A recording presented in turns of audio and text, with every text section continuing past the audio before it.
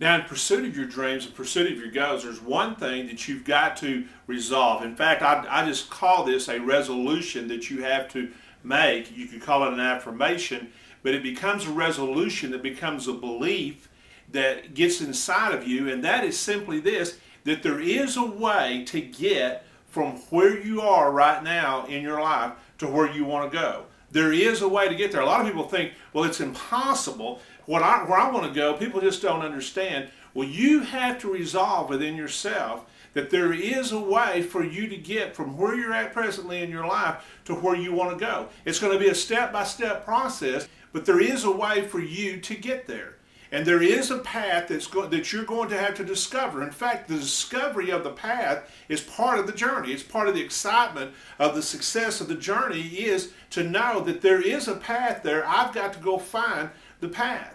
Now, two of the greatest gifts I think that I've ever had in my life is the gift of perseverance and the gift of awareness. And let me talk to you about those right now because these are going to be vitally important to you in achieving the dreams and the life that you've imagined for yourself and achieving the goals that you've set.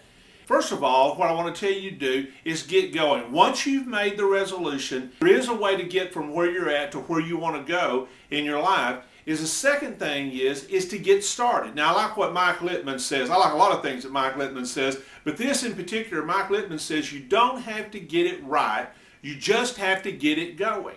And that's a big key. You do not have to have it perfected. I don't know why we get this idea that we have to be perfect before we ever get started.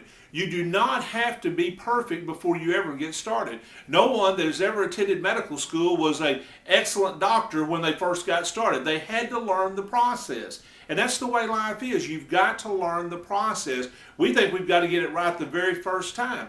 And the truth of the matter is, you're not going to get it right the very first time. If you think for 1 minute that you're going to get it right the very first time, I'm telling you, you're going to be in for a sad disappointment.